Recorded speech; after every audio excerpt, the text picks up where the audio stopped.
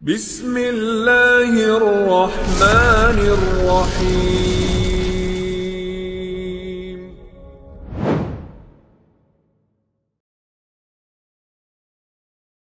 Sebelum saya kisahkan bagaimana akhir hidup Rasul, sebagaimana tema kita membahas kesederhanaan Nabi. Di dalam Al-Quranul Karim, Allah Subhanahu wa Ta'ala banyak menjelaskan kepada kita tentang tercelanya sebuah dunia. Karena kesederhanaan itu kan biasanya menyangkut dengan dunia. Allah mengatakan, bal tu'thirunal hayatid dunya wal akhiratu khairu wa abqa. Tetapi kamu orang-orang kafir memilih kehidupan dunia, sementara kehidupan akhirat itu jauh lebih baik dan lebih kekal. Aisyah Ummul Mukminin radhiyallahu anha ditakdirkan di usia tuanya buta. Kenapa Aisyah sampai buta? Ada penyebab kebutaannya. Di antara penyebab kebutaannya, ketika Aisyah radhiyallahu anha masih hidup bersama Nabi. Ketika itu terjadi di perang Ahzab, perang Khandaq atau perang Parit bahasa kitanya. Nabi SAW mendapatkan kemenangan dalam perang Ahzab ini. Kemudian setelah peperangan, Rasulullah letih sehingga Rasul pulang, kemudian mandi. Ketika mandi tiba-tiba Jibril datang. Ketika itu masih dalam bentuk manusia, berbentuk seorang sahabat yang sangat tampan, namanya Dihyatul Kalbi. Dan itu sahabat yang paling tampan dari sahabat-sahabat muhajirin. Sampai kalau dia ke Syam berjualan itu, wanita-wanita Syam itu melongo kalau melihat ketampanan Dihyah Al-Kalbi itu. Jadi Jibril kalau mendatangi Rasul itu mencari orang tampan. Ya kalau kayak kita nggak dipilih ya. Ya. Jadi betul-betul yang tampan. Makanya Dihyah dipilih oleh Jibril untuk menjelma kepada dia. Datang dengan kuda putih. Kemudian berteriak, "Ya Muhammad, keluar." Akhirnya Nabi SAW ketika mandi itu langsung keluar. Masalahnya baju besi dia sudah dicopot. Jadi Jibril alaihi salatu wassalam dari atas kuda ini, dia memerintahkan kepada Nabi SAW, "Ya Muhammad, kami para malaikat saja belum menyarungkan pedang-pedang kami. Engkau pula menyarungkan pedangmu. Ya. Sebaiknya kau ambil lagi pedangmu, perintahkan para sahabat serbu Bani Quraidah." Karena Bani Quraidah ini kabilah Yahudi yang berkhianat. Serbu Bani Quraidah. Dan sampaikan kepada para sahabat, bersegeralah sekarang ke Bani Quraidah, jangan sholat asar di jalan kecuali sampai di Bani Quraidah. Fala tusalliyanna ahadakumul asra illa fi Bani Quraidah. Jangan sholat asar di jalan kecuali sampai di Bani Quraidah. Walaupun kenyataannya ada sahabat yang sholat di jalan, tapi Rasul tidak menyalahkan. Karena inti kalimat ini bersegera, bukan masalah sholatnya. Ya. Lah pembicaraan Jibril dengan Rasul itu terlihat oleh Aisyah. Ketika Jibril memberikan sebuah perintah kepada Rasul, Aisyah itu nampak. Dan Aisyah heran, kok seorang sahabat berdiri di atas kuda memerintahkan Nabi? Ini kan lancang namanya. Harusnya kan Rasul yang di atas kan gitu. Aisyah tidak tahu bahwa itu bukan sahabat, itu Jibril yang menjelma sahabat. Sehingga setelah datang perintah itu, Aisyah radhiyallahu anha kemudian menjumpai Nabi dan mengatakan, "Ya Rasulullah, aku melihat engkau berdiri di hadapanmu Dihyatul Kalbi. Ada masalah apa?" Ya. Maka Rasul mengatakan, "Ya Aisyah, itu bukan Dihyah, itu Jibril. Dan dia menitipkan salam kepadamu. Tetapi karena engkau sudah melihat dengan kedua matamu, maka engkau akan mengalami kebutaan di akhir hayatmu." Karena satu-satunya wanita yang melihat Jibril adalah Aisyah. Kalau sahabat kan banyak. Buktinya hadis Umar bin Khattab, "Innamal a'malu binniyat," itu kan hadis Jibril, yang mengajarkan Islam, iman, ihsan pun di hadapan para sahabat. Yang laki-laki tapi kan. Tapi kalau wanitanya Aisyah saja yang melihat. Makanya Rasul mengatakan engkau akan mengalami kebutaan, dan betul ketika Aisyah radhiyallahu anha di akhir hayatnya dia buta. Ketika dia buta itulah dia selalu mencari-cari barang di rumahnya. Kalau ada barang dia panggil pembantunya, kemari sedekahkan ini kepada si fulan. Dicari lagi barang, ketemu lagi. Ini sedekahkan kepada si Allah, dan begitu seterusnya sampai habis tidak ada barang di rumahnya. Sampai Aisyah radhiyallahu anha mengatakan, carikan barang lagi. Kata pembantunya, sudah tidak ada lagi. Semua sudah habis kau sedekahkan. Lalu apa yang kau sisakan di sini wahai Ummul Mukminin kalau engkau menyedekahkan semua barang? Disinilah Aisyah radhiyallahu anha membacakan ayat, bal tu'thirunal hayatad dunya wal akhiratu khairun wa abqa. Kata Aisyah, mereka orang-orang kafir itu memilih kehidupan dunia, padahal akhirat itu lebih baik dan lebih kekal. Artinya Aisyah memilih kehidupan akhirat dibandingkan kehidupan dunia, dan itu arti kesederhanaan. Ya, ma'asyiral muslimin wal muslimat, nggak ada muslimatnya ya. Jadi ma'asyiral muslimin yang dimuliakan Allah Subhanahu wa taala. Baik. Kehidupan Nabi SAW ini kan sama dengan kita manusia. Nabi itu kan manusia sama. Makanya ketika orang-orang musyrik datang kepada Rasul meminta yang aneh-aneh dan mengatakan, "Hei Muhammad, kalau engkau seorang nabi, buat tuh bukit yang berbatu lagi kering itu kau hijaukan. Kalau engkau memang seorang nabi, buat bukit Arab yang gersang itu kau buat hutan." Ya mustahil, Nabi bukan Tuhan. Makanya Nabi diam. Ketika Nabi diam itulah Allah Subhanahu wa taala turunkan ayat, "Qul innama ana basyarum mithlukum." Katakan ya Muhammad, aku ini manusia seperti kalian. Akan tapi diwahyukan kepadaku wahyu dari langit. Artinya Nabi SAW itu sama dengan kita. Kehidupannya itu pasti akan silih berganti. Dalam bahasa Quran itu watilkal ayyam nudawiluha bainan nas. Namanya hidup itu kan diputarkan, kadang di atas, kadang di bawah. Begitulah kehidupan Nabi. Nabi pernah miskin di permulaannya, tapi juga pernah kaya. Bahkan menjadi pedagang sukses yang handal, yang hebat. Kemudian ketika Nabi SAW hijrah ke kota Madinah, setelah diangkatnya beliau menjadi Nabi dan Rasul, dan setelah 10 tahun berdakwah, Aisyah radhiyallahu anha mengkisahkan, selama kami hijrah dari Mekah ke Madinah, Rasul sallallahu alaihi wasallam tidak pernah kenyang sampai wafatnya. Rasul setelah sampai di kota Madinah tidak pernah kenyang sampai wafatnya, kecuali kalau dia menjamu tamu. Rasul itu kenyang itu kalau menjamu tamu saja. Tapi kalau tidak menjamu tamu, maka keluarga Nabi SAW tidak pernah kenyang. Perhatikan ucapan Aisyah Ummul Mukminin radhiyallahu anha. Ucapan daripada Malik ibn Dinar radhiyallahu an, beliau mengatakan, "Ma syabi'a Rasulullah sallallahu alaihi wasallam min khubzi qattun wala lahmin illa ala dhaifin." Rasul sallallahu alaihi wasallam tidak pernah merasakan kenyang dari makan roti gandum kecuali kalau dia sedang menjamu tamu. Dan Aisyah radhiyallahu anha juga mengatakan, "Ma syabi'a alu Muhammadin sallallahu alaihi wasallam min khubzi burrin ma'dumi thalathata ayyam hatta lahiqa billah." Keluarga Muhammad sallallahu alaihi wasallam tidak pernah merasakan kenyang karena makan roti gandum yang diberi idam, maksudnya kuah, dalam 3 hari sampai ia berjumpa dengan Allah Subhanahu wa taala alias wafat. Bahkan dalam riwayat Bukhari itu Aisyah mengatakan, lewat kepada kami hilal 1 bulan. Kemudian lewat kepada kami hilal berikutnya 2 bulan. Kemudian lewat kepada kami hilal berikutnya 3 bulan. Apa kata Aisyah?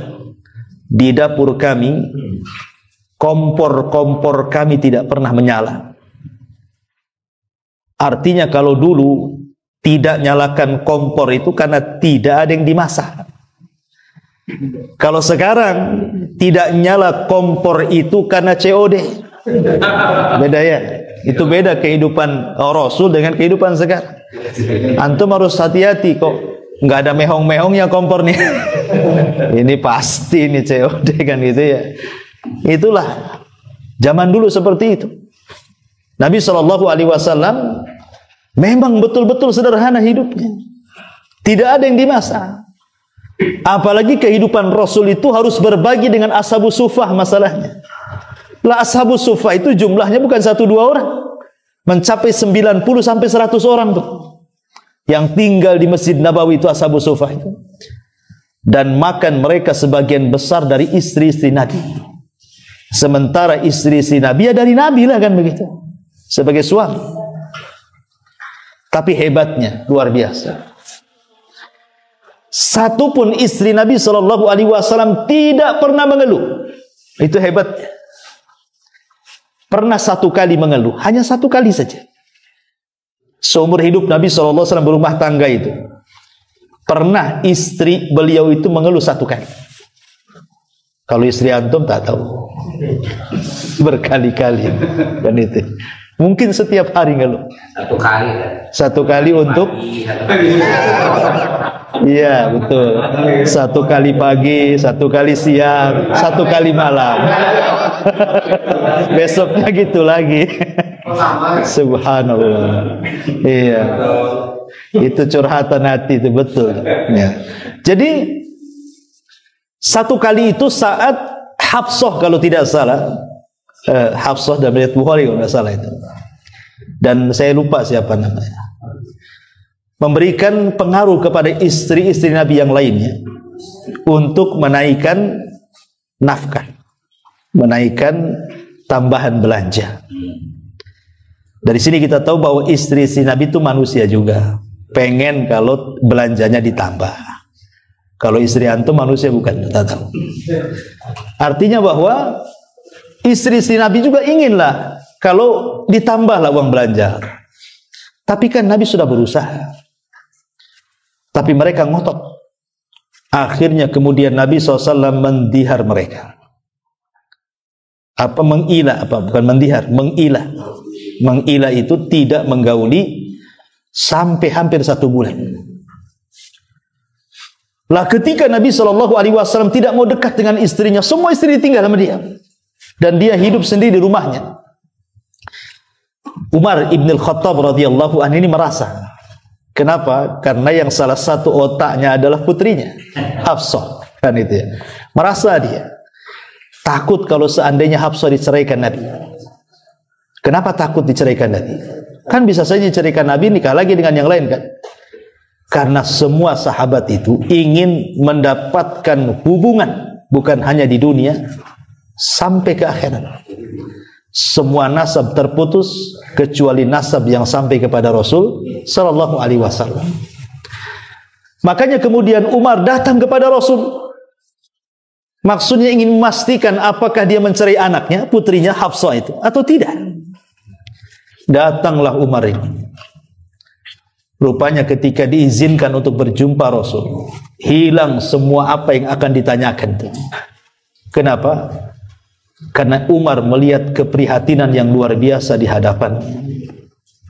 Di rumah Nabi tidak ada satupun barang. Sudah kecil, tidak ada barang-barang.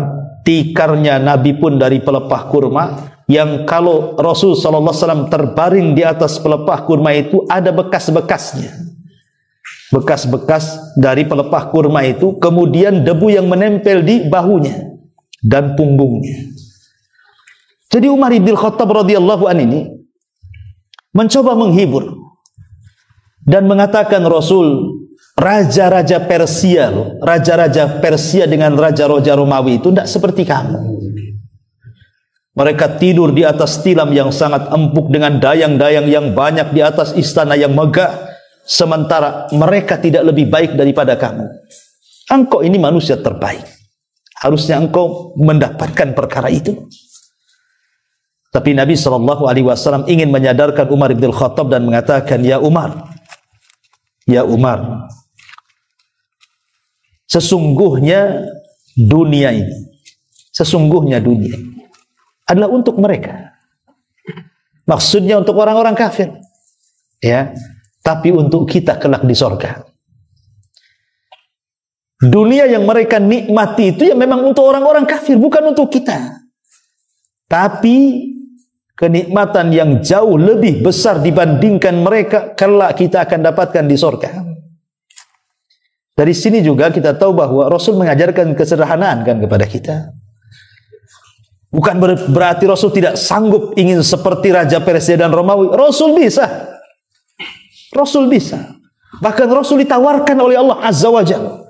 Apakah engkau ingin mau hidup selamanya dan aku berikan kekuasaan yang luas, ataukah engkau meninggal dan kembali menemui teman-temanmu di Rafiqil A'la? Tapi Rasul menolaknya kan. Dia lebih baik meninggal dan berjumpa dengan teman-temannya di sorga. Ma'asyiral muslimin yang dimuliakan Allah Azza wa Jalla. Syahidnya adalah bagaimana istri si Nabi pernah juga protes kan gitu kepada Nabi. Gara-gara hanya ingin dinaikkan tambahan belanjanya. Tapi itu hanya satu kali. Karena ketika itu turun ayat pilihan. Dan mengatakan kalau mereka menghendaki kehidupan dunia, berikan. Jangan kau kurangi. Tapi setelah itu ceraikan dengan baik-baik. Ya. Tapi kalau mereka memilih engkau, memilih Allah dan dirimu, maafkan mereka. Terima mereka sebagai istrimu. Buat sikap kayak gini. Kalau istri antum minta tambahan belanja, bisa nggak? Nggak yakin nggak bisa. Muka-muka takut istri mana bisa. Sebelum ngomong udah mikir, gitu ya kan? Iya, soalnya takut. Ya, kalaupun nambah sembunyi-sembunyi. Jadi itu hanya satu kali. Habis itu mereka sadar. Dan selepas itu istri Rasul tidak pernah mengeluh lagi. Dalam kondisi apapun, makan ataupun tidak makan. Bahkan Nabi SAW itu kalau pagi-pagi berputar tuh ke istri-istrinya dan mengatakan, hal indakum syai', ada enggak makanan yang bisa kumakan, kata Rasul. Kata istri-istrinya, tidak ada wahai Rasul. Apa kata Rasul? Idzan inni shaim, ya sudah saya puasa saja. Itu kan enak. Kalau kita kan tidak. Kenapa kau tak masak? Pertanyaannya, kenapa kau tak masak? Bukan ada enggak makan yang dimakan? Jadi bagaimana Nabi SAW mengajarkan kepada istrinya, sudah, kalau gitu saya puasa sajalah. Kan itu ya. Dan ini menunjukkan kesederhanaan namanya. Bahkan kalau Nabi SAW itu dalam riwayat pecah itu gelasnya, tumbang pecah. Tidak dibuang oleh Nabi, ditempel. Bayangkan gelas itu ditempel lagi, dirangkai lagi, ditempel lagi, dipakai lagi. Kalau kita gelas pecah mana ada, dibuanglah, beli baru. Kita ini jangan lagi rusak, nggak rusak aja diganti. Handphone belum rusak tuh, gara-gara ada model baru kan gitu, diganti. Pakaian diganti, semua serba diganti. Mobil baru beli diganti lagi. Itulah kita. Tapi Nabi SAW ingin menunjukkan, bukan Rasul tidak bisa membeli yang baru, bisa. Tapi ingin mencontohkan kesederhanaan. Bahkan ada orang Arab Badui ingin berjumpa dengan Rasul dalam riwayat Bukhari itu. Kemudian mengatakan, siapa di antara kalian yang merupakan putra Ibnu Abdul Muttalib? Putranya, cucunya Abdul Muttalib, siapa di antara kalian? Dalam riwayat, siapa yang namanya Muhammad itu? Padahal Nabi SAW ada di sekitar situ. Maksudnya berada di tengah-tengah para sahabatnya. Tapi orang ini nggak kenal. Kok bisa nggak kenal? Karena pakaian Nabi SAW itu sama dengan pakaian yang dipakai para sahabatnya. Kalau sekarang kan tidak. RT saja tahu. RW saja paham kan itu. Entah dari rumahnya, dari pakaiannya. Orang tahu ini RT, nampaknya RT. Dari mana tahu? Tampangnya tahu itu, tampang RT itu. Sudah paham kita ini. Baru RT udah tahu ke tampangnya. Oh, apalagi sudah ya anggota dewan, apalagi di atas itu menteri. Udah paham lah kan gitu ya. Ya, Nabi loh menyamaratakan dirinya dengan para sahabat. Sampai orang Badui tidak tahu mana Nabi, mana sahabat gitu kan. Saking sederhananya. Dan urusan makan juga, sampai-sampai Nabi SAW mengatakan dalam sebuah hadis, kata Nabi SAW, man asbaha minkum amina fi syirbihi mu'afan fi jasadihi indahu qutu yaumihi faka'annama hizat lahu dunya. Apa kata Rasul?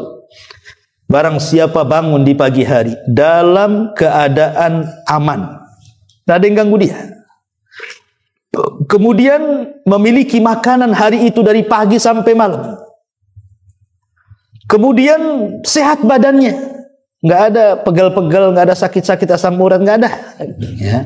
Pokoknya betul-betul enak pagi itu. Kemudian juga indahu qutu yaumihi, dan dia memiliki apa yang bisa mencukupkan dia satu hari itu. Kata Rasulullah, faka'annama hizat lahu dunya, seolah-olah dunia ada di genggamannya. Dari hadis ini Nabi SAW ingin mengajarkan kepada kita kehidupan Rasul sendiri, bahwa Nabi itu tidak pernah menyimpan. Nabi itu tidak pernah menyimpan kalau urusan makan. Pokoknya satu hari ini cukup, bisa makan sampai sore, kemudian ada yang bisa dipakai, kemudian sehat badannya, tidak ada yang sakit-sakit gitu ya, kemudian aman, gak ada yang mengganggu. Oh, seolah-olah dunia di genggamannya, kata Nabi. Itu namanya kesederhanaan.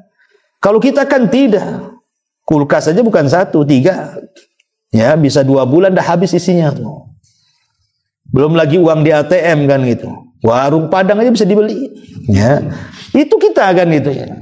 Karena kehidupan kita ini tidak sesederhana Nabi. Hanya ceritanya saja kita dengar Nabi sederhana, tapi tidak mau mengikuti kesederhanaan Nabi. Maunya mengikuti Nabi kaya, itu saya mau kaya. Kalau Nabi sederhana, saya harus kaya kan. Jadi gitu ya kan. Itulah fitrah manusia, memang cenderung syahwatnya yang menguasai dibandingkan syariatnya. Ya.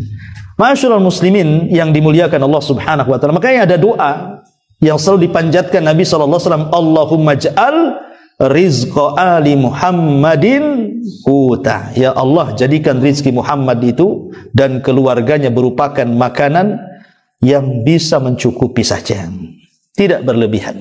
Ya. Dan dari segala hal Nabi sallallahu alaihi wasallam itu memang mengajarkan kesederhanaan, mulai dari sandal putus saja beliau benerin sendiri. Pakaian yang robek saja beliau jahit sendiri. Jadi dari segi apa saja memang Rasul itu mencontohkan kesederhanaan. Dan itu luar biasa, kita punya Nabi yang luar biasa. Padahal dia itu bisa, kalau ingin kaya bisa.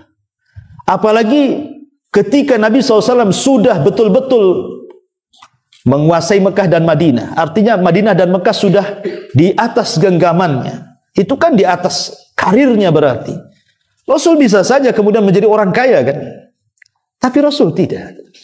Dari sikapnya saja sederhana sekali. Sampai satu ketika Rasul naik khutbah, Nabi itu sampai kemudian mengatakan, barang siapa di antara kalian yang pernah kuambil hartanya, sekarang ke sini, ambil harta saya. Barang siapa yang dulu pernah kupukul pundaknya, ini pundak saya, pukul sekarang. Barang siapa yang dulu aku pernah caci maki kehormatannya, nih kehormatanku, silakan caci. Lihat, Nabi SAW itu di atas karirnya itu, di ujung-ujung hidupnya, tapi dia bisa mengatakan seperti itu. Oh, kalau sekarang jangan lagi ngomong begitu. Seandainya dia dihina di medsos, oh dilaporkan ke polisi. Oh ini undang-undang IT nih, kesinggung saya, nggak bisa ini, harus masuk dia. Kan gitu ya orang sekarang ini, karena dia merasa punya jabatan, ya nggak ada rahmatnya sama sekali. Alasannya apa? Biar kapok katanya, biar jadi pelajaran, padahal dia sakit hati sebenarnya. Kan gitu ya. Ma'asyiral muslimin yang dimuliakan Allah Azza wa Jalla. Jadi sampai ke sikap-sikap Rasul itu juga mengajarkan kepada kita bagaimana sederhana beliau. Bahkan nanti saya ceritakan bagaimana wafatnya. Ketika beliau wafat, beliau masih tergadaikan baju besinya kepada orang Yahudi. Ini menunjukkan bahwa apa yang beliau contohkan kepada kita, Kenapa beliau mencontohkan seperti itu? Supaya kalau kita meninggal dan tidak membawa harta banyak, tidak banyaklah pertanggungjawaban kita di hadapan Allah. Karena kalau cerita kekayaan itu kan dua soalannya kan, min aina iktasabahu wa fima anfaqahu. Dari mana kau dapat? Kemana pula kau belanjakan? Dua-duanya ditanya. Ya. Makanya sering saya katakan ada 4 golongan dalam mencari harta. 1, ketika dia mencari harta halal, betul-betul halal, keringatnya keringat halal, dan dia nafkahkan di jalan halal untuk menghidupi keluarganya. Kadang membantu fakir miskin, kadang menolong orang lain, kadang membantu pembangunan masjid dan begitu seterusnya. Maka dia akan selamat tuh dari pertanggungjawaban hartanya. Karena dia jelaskan dari mana kau dapat, jelas halal. Kemana kau belanjakan untuk ibadah, selamat dia. Ya. Ada kelompok kedua tuh, carinya halal, betul-betul halal. Walaupun lelah letih dari pagi seperti tukang bangunan, mungkin taksi online atau apalah, satu hari dia cari uang itu, betul-betul halal dengan keringatnya. Dibelanjakan pula ke yang haram. Setelah gajian mabok pula dia. Setelah gajian ke tempat lokalisasi pula berzina dia. Setelah gajian beli narkoba pula. Pokoknya hasilnya halal, dibelanjakan pula ke yang haram.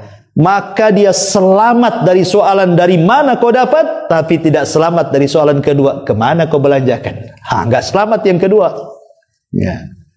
Kemudian yang ketiga, ada pula tak halal mencarinya, ngerampok dia. Tapi untuk pembangunan masjid di samping rumah.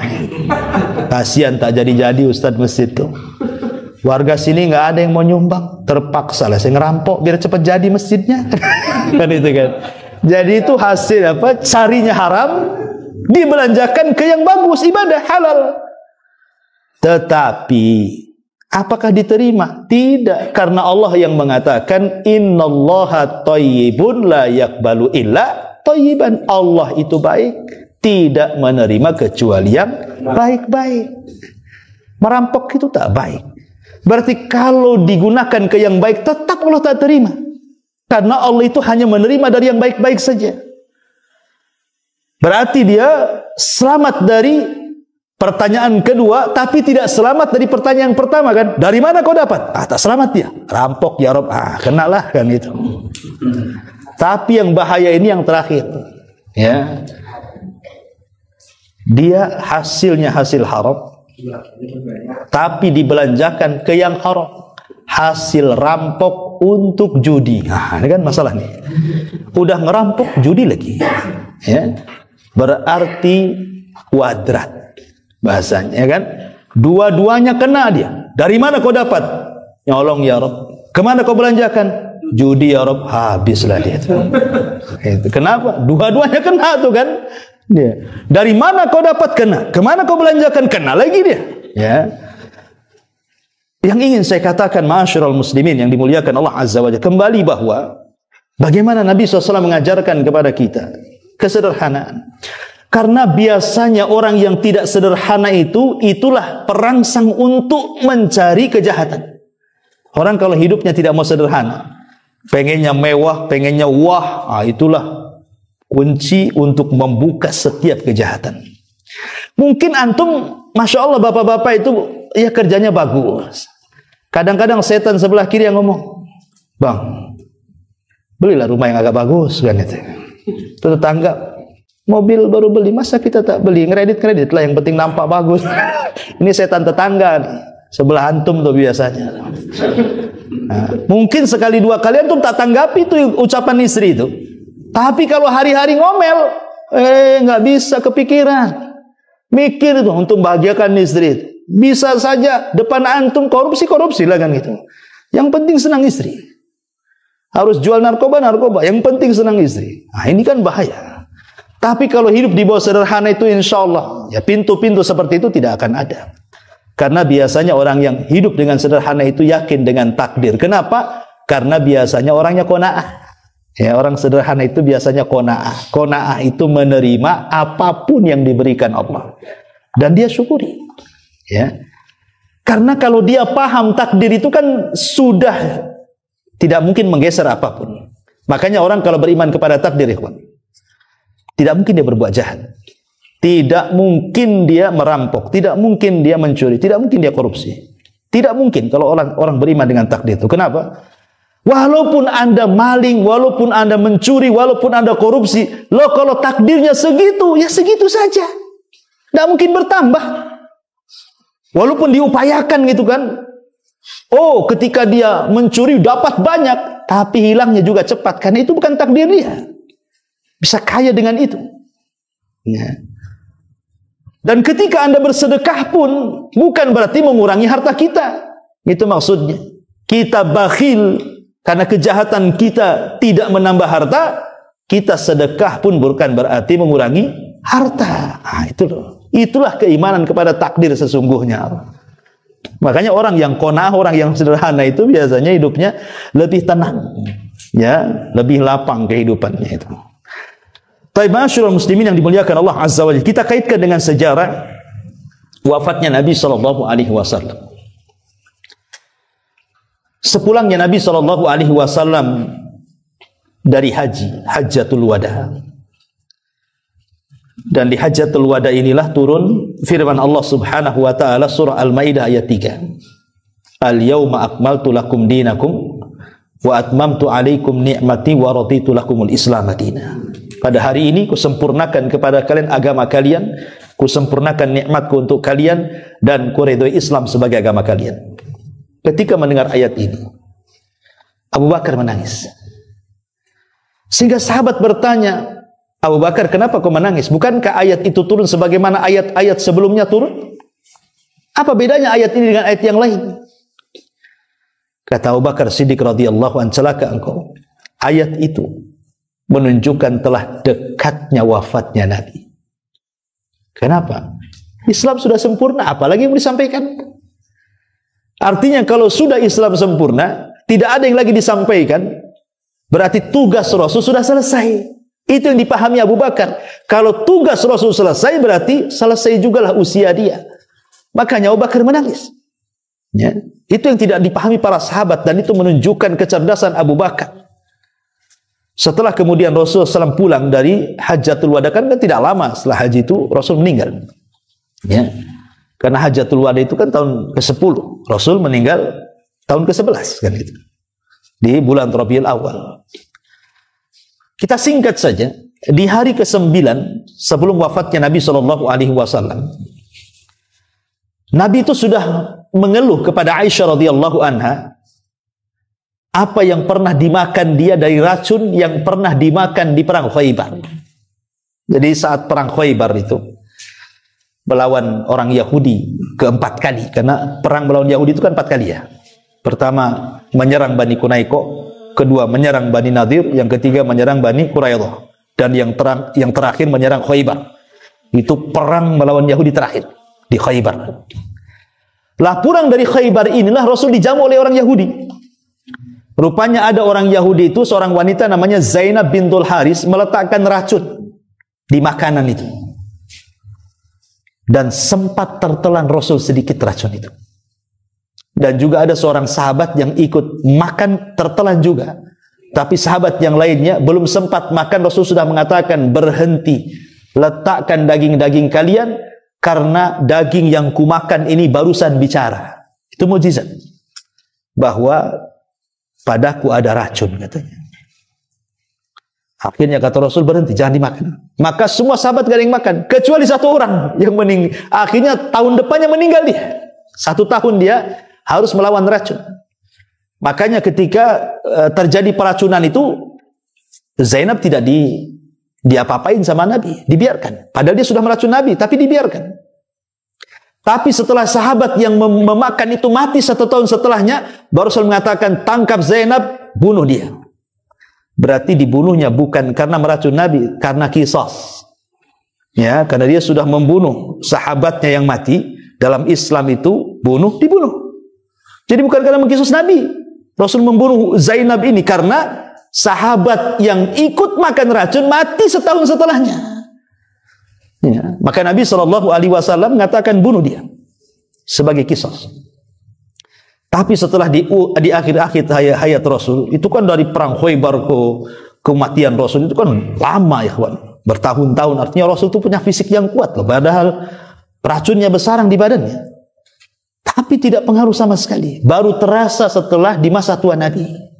Dia selalu mengeluh kepada Aisyah ya tentang racun yang pernah dimakannya. Itulah yang menjadikan penyebab sakitnya Nabi sallallahu alaihi wasallam. Makanya Nabi sallallahu alaihi wasallam kemudian 9 hari sebelum wafatnya itu dia minta kepada para sahabat untuk dihantar kepada kuburan Uhud. Akhirnya sesampainya di kuburan Uhud, Nabi sallallahu alaihi wasallam mengucapkan salam, "Assalamu alaikum ya syuhada Uhud. Inna bikumul lahikun wa inna insyaallah bikumul lahikun. Nas'alullahu lana wa lakumul afiyah." Kata Nabi sallallahu alaihi wasallam, keselamatan kepada kalian wahai para syuhada Uhud. Kami juga akan menyusul kalian. Dan kami hanya mengharap kepada Allah agar kami dan kalian diampuni dosa-dosanya. Kenapa Nabi SAW mengajak para sahabat untuk menziarahi kuburan syuhada Uhud? Padahal di Madinah itu ada kuburan Baqi, kuburan para sahabat kan? Kenapa jauh-jauh harus ke syuhada Uhud? Pelajarannya di sini Nabi SAW ingin mengajarkan kepada para sahabat, seolah-olah Rasul ingin katakan, kalaulah bukan karena Allah kemudian mereka para pejuang ini yang mati-mati ini, maka kalian tidak akan menikmati yang sekarang kalian nikmati. Dalam bahasa Pak Karno itu jas merah gitu ya. Jangan lupakan sejarah katanya. Kalau bukan karena Allah kemudian mereka, kalian tidak senikmat hari ini. Mereka para syuhada Uhud inilah yang awal-awal memperjuangkan Islam. Sampai sekarang kalian merasakan nikmatnya.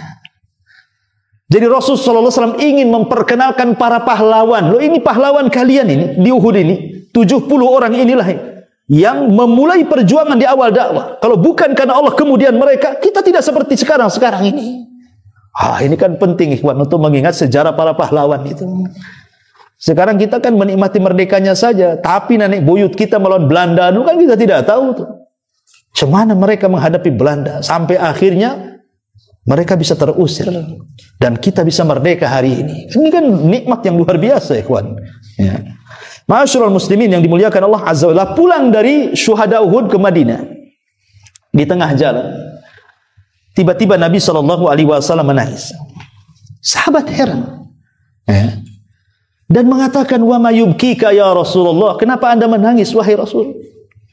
Maka Nabi SAW mengatakan, "Ashfaqtu li ikhwani."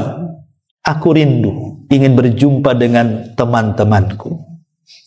Sahabat mengatakan Rasul, "Awalasna ikhwanuka." Lah kami kan teman-temanmu. Di depan kamu ini teman-temanmu semuanya wahai Rasul. Apa yang kau rindukan kepada kami? Maka Rasul SAW mengatakan, "Kalian bukan teman-temanku, tapi kalianlah sahabat-sahabatku." Kalian bukan temanku, kalian sahabatku. Kemudian sahabat mengatakan, "Lalu siapa yang Anda maksudkan teman-temanmu wahai Rasul?" Maka Rasul mengatakan, "Kaumun yu'minuna bi walam yarawni." Sebuah kaum melihat aku aja gak pernah, tapi dia sangat yakin dan beriman kepada aku. Itulah kita-kita ini. Inilah teman-teman Rasul kita-kita ini yang disabdakan Rasul, "Kaumun lam yarani." Sebuah kaum tidak pernah melihatku, tetapi mereka yu'minuna bi, beriman kepadaku. Kita yakin bahwa Rasul kita Muhammad, walaupun kita tidak pernah berjumpa dan bertatap muka, kita yakin bahwa agama yang dibawanya hak.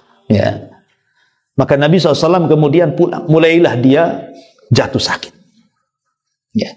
Ketika sakitnya itulah, karena kan kebiasaan Rasul, kalau tidak jihad, maka beliau akan menjadi imam di masjid. Tidak ada yang menggantikan imam sholat kecuali Nabi. Tapi saat sakit, Rasul tidak sanggup lagi untuk menjadi imam sholat. Makanya dia panggil Aisyah radhiyallahu anha dan mengatakan, "Ya Aisyah, muru Aba Bakrin bi an yusalliya bin nas." Aisyah, perintahkan bapakmu, gantikan aku sholat. Kata Aisyah radhiyallahu anha, "Jangan.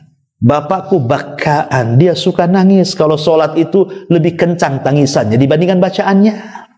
Perintahkan Umar saja," katanya. Tapi Rasul mengatakan, tidak, muru Abu Bakr, perintahkan ayahmu Abu Bakar. Kata Aisyah, Umar sajalah wahai Rasul. Tidak, kata Rasul, 3 kali. Akhirnya kemudian Aisyah radhiyallahu anha mengatakan kepada ayahnya bahwa engkau diperintah Rasul untuk menggantikan salat. Kenapa Nabi SAW meminta Abu Bakar? Bukankah yang pakar Quran banyak? Yang pakar-pakar Quran itu banyak. Mu'ad bin Jabal pakar Quran. Ubay ibn Ka'ab lebih pakar lagi. Abdullah ibn Mas'ud luar biasa. Kenapa Rasul tidak merintahkan orang-orang ini yang pakar-pakar Quran untuk menjadi sholat? Rasul itu bukan itu masalahnya.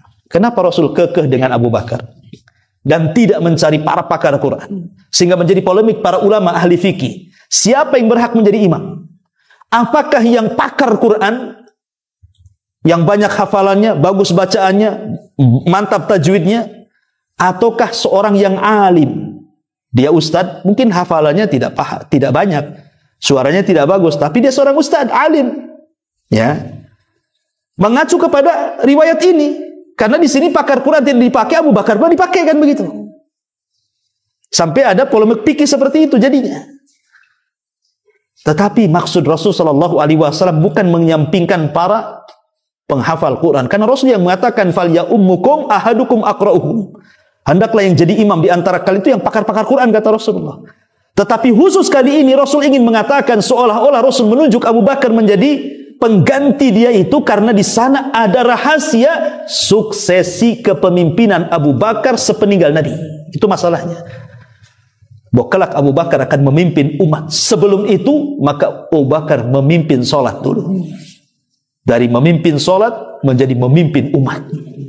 Itu yang dikehendaki Nabi. Karena di zaman Umar bin Khattab radhiyallahu an, Umar memerintahkan imam tetap siapa? Ubay ibn Ka'ab. Bahkan sholat tarawih sebulan full yang menjadi imam Ubay ibn Ka'ab 23 rakaat. Bukan Umar yang jadi imam kan itu, padahal dia khalifah. Makanya jadi polemik gitu ya, mana yang benar yang jadi imam itu? Apakah karena ketokohannya, keilmuannya dia jadi imam, ataukah karena kepakarannya dalam Quran jadi imam? Ada yang mengatakan ketokohan, ada yang mengatakan kepakaran Quran. Walaupun pendapat yang kuat wallahu alam bahwa yang menjadi imam itu adalah kepakaran Quran. Berdasarkan sabda Nabi, hendaklah yang jadi imam itu yang pakar Quran. Satu ustaz cerdas, tapi suaranya grebek nggak jelas, ya kan? Satu bukan ustaz, tapi dia qori mantap, qori. Karena beda ceramah dengan imam. Makanya dalam baca Quran itu kalau berceramah itu ada namanya gaya mutola'ah. Ya, tidak harus pakai lagu. Saya ini sedang berceramah nih, baca Quran tidak harus a'udzubillah. Kita bukan lagi sholat, lagi ceramah. Ya kita tegas. Ya, wa ma khalaqtul jinna wal insa illa liya'budun. Kan begitu orang ceramah kan? Bukan wa ma khalaq, itu lagi sholat. Beda baca Quran dengan ceramah kan? Namanya qiraah mutola'ah namanya. Tapi kalau sedang sholat, ya menggunakan murattal lah. Masa sedang sholat, innalhamdulillah, nggak bisa. Ini apa ini orang? Beda bacaan sholat dengan bacaan ceramah. Ya, makanya yang dipilih itu yang akro, yang betul-betul indah bacaannya kan, yang bisa bacaan murattal yang bagus. Itu jadi imam, jadi enak makmum di belakangnya. Padahal Al-Baqarah itu 2 lembar, disangka 1 lembar. Ya, tapi kalau jelek suaranya, satu muka aja kayak 5 lembar, gak ruku-ruku katanya. Kapan rukunya ini? Lama sekali katanya. Kan itu ya. Ya, itu kan perlu khusyuk dan itu juga pengaruh kepada lagu. Tapi bukan langgam Jawa, langgam Arab. Ya, baik. Ya. Masyaallah muslimin yang dimuliakan Allah Azza wa Jalla. Maka Nabi SAW ketika sudah sakit, Abu Bakar yang mengimami sampai 1 hari. Rasul sudah merasa bugar, seolah-olah dia merasa bugar. Dia bisa berjalan karena berkali-kali Rasul pingsan itu. Dia ingin betul-betul mengimami sholat. Dilihatnya Abu Bakar baru saja memulai takbiratul ihram, Allahu Akbar. Ya. Kemudian Rasul mulai bisa jalan sedikit demi sedikit, karena memang kamar Rasul dengan Masjid Nabawi kan nempel masalahnya kan. Kalau dibuka pintu ya langsung ke arah mihrab kan itu. Jadi ketika Rasul SAW keluar membuka tabir, Abu Bakar tidak nyadar kalau Rasul itu sedang berjalan, tetap aja dia sholat. Sahabat tahu, sehingga kemudian sahabat itu menepuk tangan mereka. Begitu. Abu Bakar nggak paham juga. Makin banyak tepukannya, sampai bergegar satu masjid bertepuk tangan tuh. Barulah Abu Bakar, ada apa ini kok bertepuk-tepuk kayak ini? Maka dilihatnya, Rasul. Di situ Abu Bakar mundur, kemudian Rasul maju menjadi imam. Abu Bakar mengikuti sholatnya Rasul, dan para sahabat mengikuti gerakan Abu Bakar. Selepas sholat, Nabi mengatakan, hei, atas fikulin nisa, tepuk tangan itu untuk cewek, ya. Atas bihulir rijal, tetapi tasbih itu untuk laki-laki. Nah, kalau imam salat, jangan tepuk tangan, itu untuk cewek itu, katanya, kata Nabi. Subhanallah, begitu. Subhanallah, itu kalau laki-laki mau menegur kesalahan imam. Ya, tapi kalau mengucapkan subhanallah itu kalau menegur gerakan. Ya, kalau bacaan jangan subhanallah. Umpamanya imam baca salah, ya, qul huwallahu ahad atau qul ya ayyuhal kafirun yang bolak-balik, ya. Itu kan qul ya ayyuhal kafirun kan enggak selesai itu. Kan. Ya. Imam ini gimana? Baca subhanallah. Pindah ke ayat subhanalladzi asra bi lah, kan salah jadinya kan. Jadi subhanallah itu maksudnya untuk gerakan. Kalau bacaan ya dibenerin, jangan subhanallah. Ya, jadi di situ harus dipahami. Lah kemudian singkat cerita, maka Nabi SAW pun kemudian sakit lagi, jatuh lagi. Lah ketika itu beberapa hari sebelumnya Nabi itu kan berada di rumah Maimunah, istri beliau yang keberapa. Tetapi Nabi SAW ketika itu tidak nyaman kalau harus meninggal di rumah Maimunah. Maka Rasul kemudian dengan keadilan beliau kepada istri-istrinya, disuruh datang semua istri-istrinya. Kemudian minta izin. Bisa enggak seizin kepada kalian semua, kalau seandainya saya ingin beristirahat di rumah Aisyah, di rumah Ummul Mukminin Aisyah radhiyallahu anha. Maka setelah disepakati, baru Rasul dipapah dari rumah Maimunah ke rumah Aisyah. Pertanyaannya, kenapa Rasul lebih suka di rumah Aisyah? Karena istri muda? Enggak juga. Aisyah itu bukan istri muda. Karena setelah Aisyah menikah dengan Aisyah, Rasul menikah lagi di bawah-bawahnya, kan begitu. Karena Aisyah itu kan istri ketiga, ada yang mengatakan istri kedua setelah Khadijah. Ada yang mengatakan istri ketiga, jadi bukan istri muda kan, kecuali yang terakhir kan itu ya. Bukan itu alasannya. Nabi SAW suka di rumah Aisyah itu karena satu-satunya kamar yang selalu didatangi Jibril dan diturunkan wahyu hanya di kamar Aisyah. Jibril tidak pernah turun di kamar-kamar istri Nabi yang lainnya. Tidak pernah turun di kamar Hafsah, tidak pernah turun di kamar Maimunah, di kamar Zainab, Ummu Salamah, tidak. Jibril itu kalau menurunkan wahyu di kamar Aisyah. Artinya itu kamar wahyu. Makanya Rasul sangat ingin di kamar wahyu. Dan Nabi SAW kalau sudah ada di rumah Aisyah itu paling senang, paling bahagia.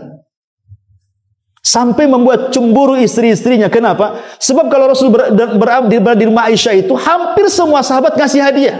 Termasuk ada sahabat namanya Sa'ad ibn Ubadah, orang kaya. Itu menunggu Nabi SAW giliran di rumah Aisyah. Kalau dia dengar Rasul berada di rumah Aisyah, oh dia bawa hadiah banyak.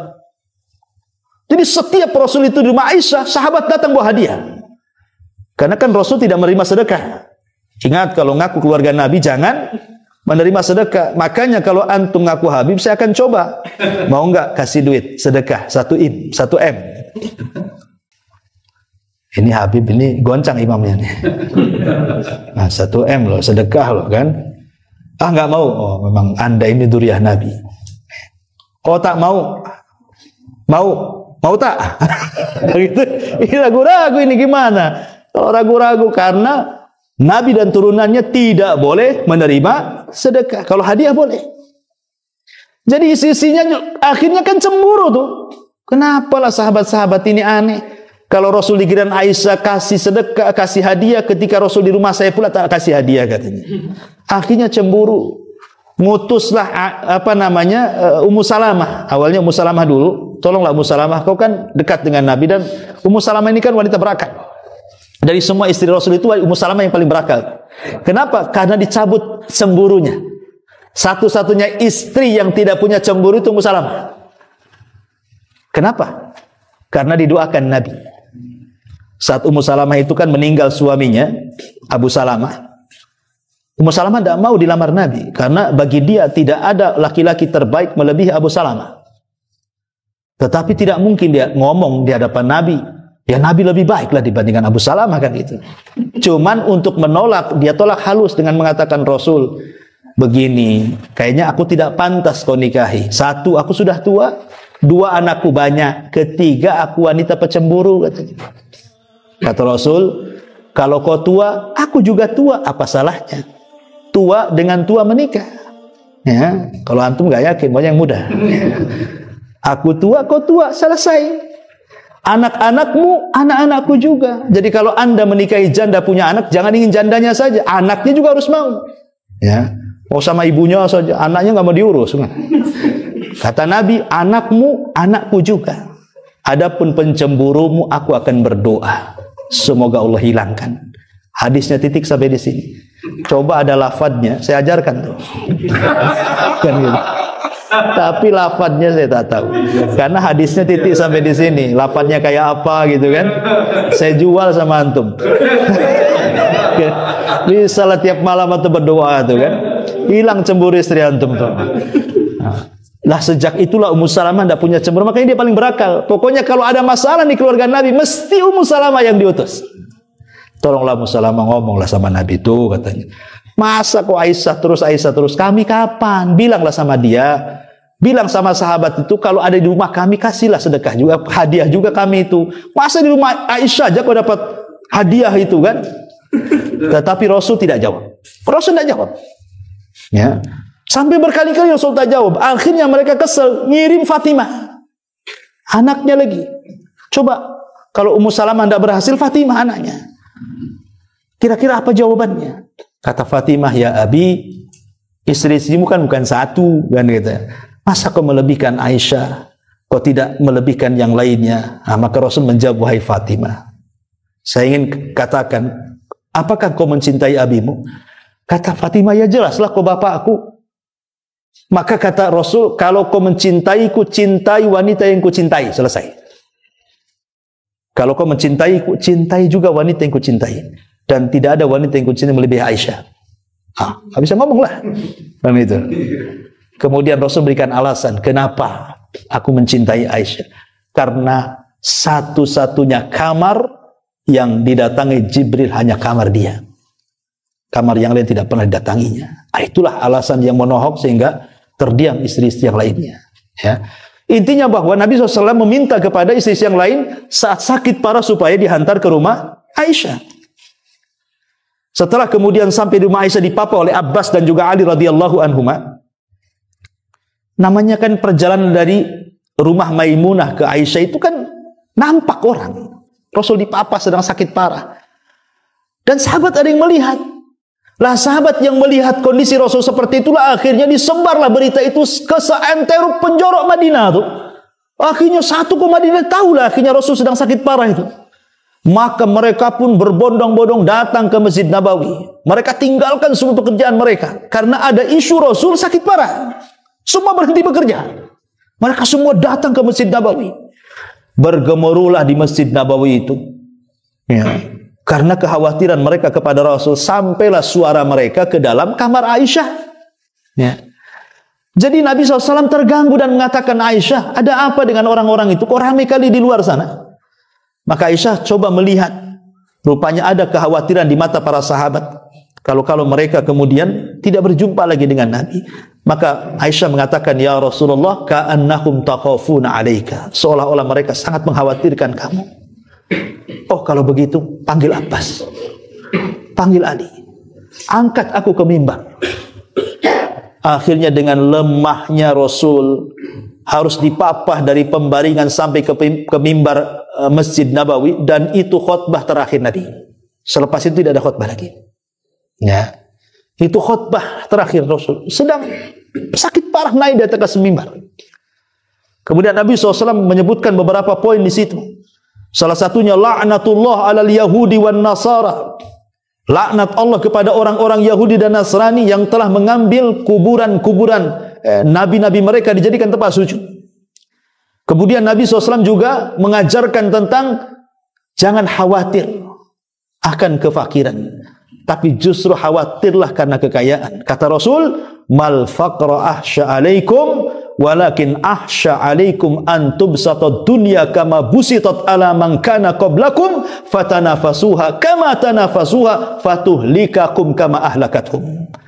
Aku tidak khawatir kalian miskin, kata Rasul. Yang aku khawatirkan sebaliknya, kalau dunia dibentangkan kepada kalian, kemudian kalian mengejar dunia sebagaimana orang-orang dulu mengejar dunia, kemudian dunia menghancurkan kalian sebagaimana orang-orang dulu menghancurkannya. Baru aku takut. Dunia ini sebenarnya, kalau saya boleh analogikan, dunia ini bagikan lautan. Ya, dunia ini bagikan lautan. Dan kita itu sebagai perahunya. Ya. Walaupun lautan itu airnya terbentang di mana-mana, bahkan tidak seolah-olah tidak bertepi, tidak akan membahayakan perahu.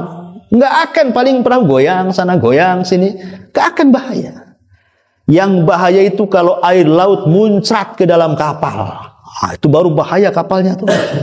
Kalau air di luar kapal itu enggak bahaya. Yang bahaya itu kalau airnya di dalam kapal tuh, itu bahaya tuh. Ya. Artinya begini, dunia ini tidak membahayakan kita kalau ada di luar. Tapi kalau dunia itu masuk ke dalam hati, itu yang bahaya. Kalau di luar nggak ada masalah dunia itu. Artinya kalau Anda ingin kaya, silakan kaya, tidak membahayakan orang kaya itu. Yang membahayakan itu bukan Anda kaya, tapi yang membahayakan itu kekayaan masuk ke dalam hati.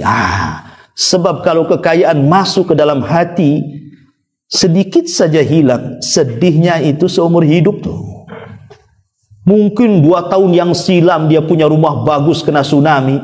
Sudah lewat 2 tahun, kepikir, sedih. Kan kepikiran kan? Kenapa? Karena dunia ada di sini masalahnya. Ya. Tapi kalau seandainya dunia itu tidak diletakkan di hati, tapi diletakkan di tangan, mau hari ini antum melihat rumah antum roboh sekalipun, ya namanya rumah itu datang dari Allah. Kalau Allah mengambilnya, silahkan saja. Selesai. Itulah makna zuhud. Apa sih zuhud itu? Meletakkan dunia di tangan dan tidak meletakkan dunia di hati. Itulah zuhud artinya. Jadi yang membahayakan itu kalau sudah masuk ke hati. Kalau di luar ya dunia nggak ada masalah. Antum mau kaya menjadi orang paling kaya satu Indonesia pun tidak akan bahaya. Tapi jangan sekali-kali ada harta masuk ke dalam hati. Itu nanti bahaya tuh. Itu yang menjadikan kita rusak nantinya. Ya. Masyaallah muslimin yang dimuliakan Allah Azza wa Jalla. Makanya kemudian setelah Rasul berkhutbah sampai akhirnya Rasul mendoakan mereka para sahabat dan juga kita mendoakan kita semuanya. Baru Rasul kemudian dipapa kembali. Sejak itulah 3 hari sebelum wafatnya Rasul makin memarah. Ketika sudah parah sekali itulah ada Abdurrahman bin Auf datang bawa siwak dia. Abdurrahman ibn Abi Bakar, saudara daripada Aisyah radhiyallahu anha, bawa siwak.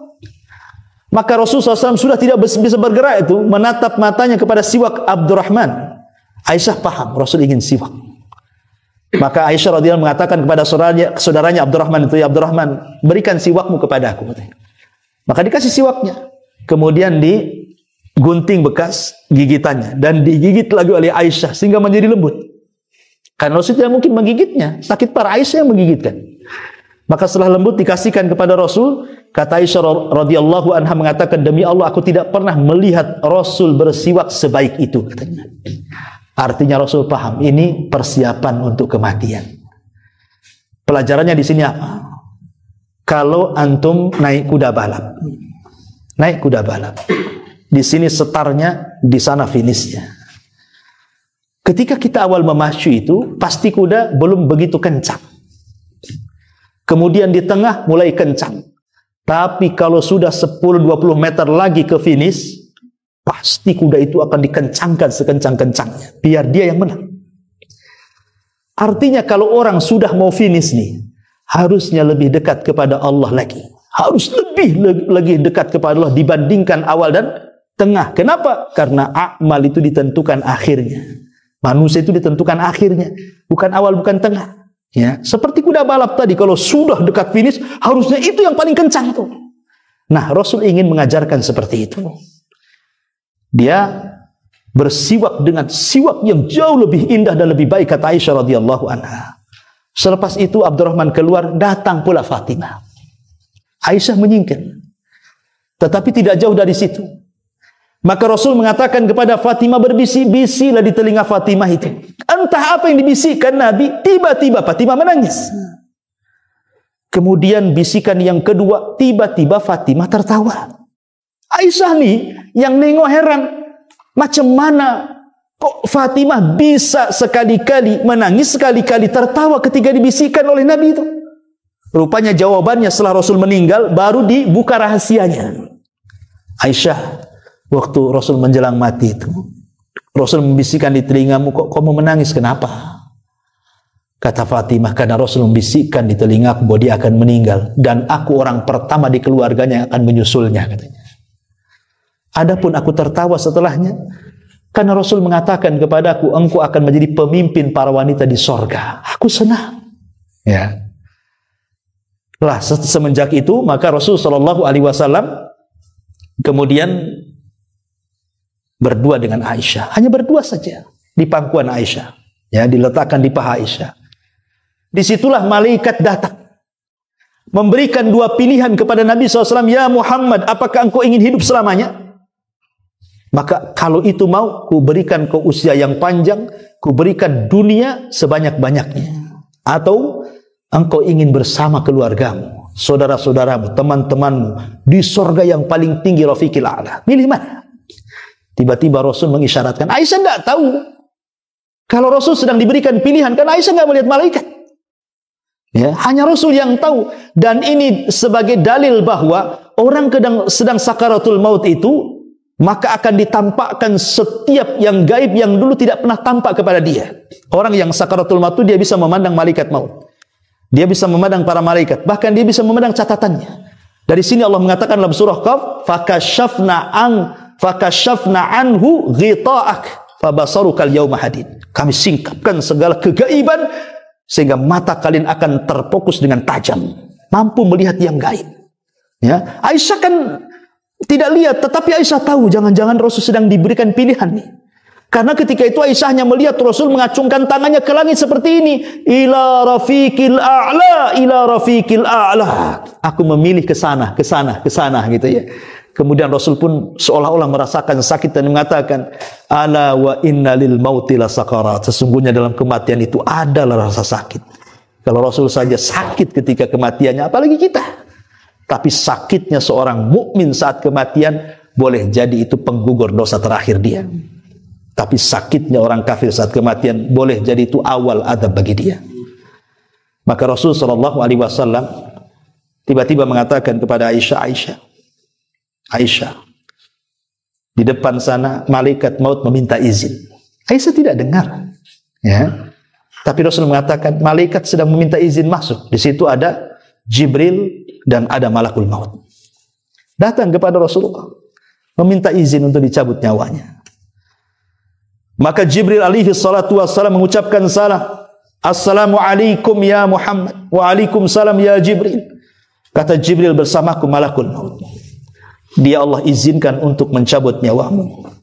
Maka malaikat Jibril mengatakan, ya ayyatuhan nafsut thayyibah. Wahai jiwa yang baik. Wahai jiwa yang baik. Ukhruji, keluarlah. Ila radiyatan mardiyah, kepada keredaan dan kerelaan Allah subhanahu wa ta'ala. Ya ruha Muhammad ibn Abdillah. Wahai ruh Muhammad ibn Abdillah, keluarlah. Akhirnya kemudian keluarlah pelan-pelan. Dan ingat ya, kalau orang meninggal itu, pertama kali ruh itu melesat dari mana? Dari kaki. Faltafatisaku bisak. Jadi ruh itu mulai keluar itu dari kaki dulu, berjalan ke atas, kemudian ke perut. Kenapa dari kaki dulu? Kenapa nggak dari tangan? Kenapa dari kaki? Sebab kalau seandainya dari atas dulu atau dari tangan dulu, nanti orang bisa lari ketika dicabut kematiannya. Nanti lari dia, lari ke masjid, tahu-tahu tobat, ya kan? Ketika itu tidak ada lagi waktu tobat, karena Rasul mengatakan apabila nyawa di tenggorokan, Mustahil dia bertobat. Makanya dikunci kakinya. Ruhnya itu ditarik dari kaki, faltafatus sak bisak. Kaki nggak bisa jalan lagi. Mau kemana? Mau lari kemana? Mau lari ke bandara ke Mekah? Nggak bisa. Mau ke masjid? Nggak bisa. Mau lari ngambil Quran? Nggak bisa. Kaki dulu yang mati. Ketika nyawa sudah di sini, maka Rasul mengatakan, Innallaha yaqbalu taubata abdin malam yughargir. Allah itu menerima taubatnya hamba sebelum sampai di sini. Sengaja kakinya dulu nggak lari dia. Ya, coba bagaimana penyesalannya orang itu. Qala rabbirji'uni, ya Allah kembalikan aku. Mustahil, innahu huwa kalimatun, innama hiya kalimatun huwa qailuha. Itu omongan kamu saja, nggak mungkin orang mati balik lagi, kata Allah. Ya, maka wafatlah Nabi SAW tepat di hari Senin, tanggal 12 bulan Rabiul Awal tahun 11 Hijriah. Maka Aisyah radhiyallahu anha tahu Rasul sudah meninggal nih. Langsung lemes dia. Apa yang harus dikatakan? Dia hanya berteriak-teriak, mata Rasulullah, mata Rasulullah. Rasul sudah meninggal, Rasul sudah meninggal. Dengan lemasnya dia buka pintu menuju Masjid Nabawi itu. Semua sahabat menanti-nanti berita. Ketika Ummul Mukminin menghabarkan mata Rasulullah, meninggal Rasulullah, semua para sahabat menangis. Satu kota Madinah. Sampai Ali tidak bisa berdiri karena lemas mendengar Rasul meninggal. Utsman seperti anak-anak, jalan sana jalan sini, nggak percaya Rasul meninggal. Umar pulang ke rumahnya, ngambil pedang, kemudian mengatakan, hei, siapa yang mengatakan Rasul meninggal, ku penggal lehernya. Dia tidak meninggal. Dia sedang pergi 40 hari saja, itu akan kembali. Nanti kalau sudah hidup, nanti kupatahkan kaki tangan munafik itu. Tidak ada yang tenang. Kalau Ali, Utsman, Umar tidak tenang, macam mana sahabat yang lain? Ya, rupanya hanya satu sahabat yang bisa menenangkan semua sahabat, Abu Bakar. Dari kejauhan dia datang, mendengar Rasulullah SAW meninggal, langsung masuk ke kamar Aisyah radhiyallahu anha. Kemudian dibukanya penutup wajah Rasul, diciumnya kening Rasul dan mengatakan, tibta hayyan wa mayyitan ya Rasulullah. Sungguh engkau sangat indah kondisimu, baik hidup ataupun mati, wahai Rasul. Kemudian setelah ditutup menangis, naik di atas mimbar. Dia coba tenangkan Umar. Hei Umar, diam, uskut, diam, duduk. Tapi Umar tidak, tetap dia memegang pedang, kemudian berteriak-teriak, siapa yang mengatakan Muhammad mati, ku penggal lehernya, katanya. Sampai akhirnya Abu Bakar tidak mempedulikan Umar, biarkan dia menjerit-jerit, naik pula di atas ke mimbar. Disitulah kata Abu Bakar Siddiq radhiyallahu anhu mengatakan, ayyuhan nas, man minkum ya'budu Muhammadan, fa inna Muhammadan qad mat. Siapa di antara kalian yang menyembah Muhammad, Muhammad sudah mati, dia akan hidup lagi. Wa man kuntum ta'budullaha, tapi kalau di antara kalian masih tetap menyembah Allah, fa innallaha hayyun la yamut. Allah itu zat yang maha hidup dan tidak pernah akan mati. Kemudian Abu Bakar membacakan satu ayat yang kata Anas bin Malik radhiyallahu anhu seolah-olah baru turun, pada ayat ini sudah lama turunnya tuh. Wa ma Muhammadun illa rasulun qad khalat min qablihi rusul. Afa imata au qutilan qalabtum ala aqabikum wa man yanqalib ala aqibaihi falan yadurrallaha syai'a wa sayazillahu syakirin. Tidaklah Muhammad kecuali sama dengan rasul-rasul sebelumnya. Kalau dia mati atau terbunuh, apakah dia akan murtad? Maka siapapun yang murtad tidak mencelakakan Allah sedikit pun, karena Allah hanya membalas orang-orang yang bersyukur. Kata Anas bin Malik, demi Allah, seolah-olah ayat itu baru turun. Semua tersadarkan dengan ayat itu dan mengatakan, sungguh Rasul sudah meninggal. Maka mereka pun mulai merawat jasad Nabi sallallahu alaihi wasallam, dan Rasul meninggal di atas kesederhanaan karena baju besinya masih tergadaikan dengan orang Yahudi. Dan sebelum meninggal saat sakit, Rasul teringat dia menyimpan emas. Kemudian dia mengatakan kepada Aisyah, ya Aisyah, mana emas-emas itu? Mana emas-emas itu? Kata Aisyah radhiyallahu anha, ada. Kemudian diambil, diletakkan di tangan Rasul. Kata Rasulullah, sedekahkan. Jangan sampai lewat satu malam kecuali emas ini sudah dibagikan kepada manusia. Begitulah kesederhanaan Nabi SAW sampai wafat beliau. Wallahu a'lam.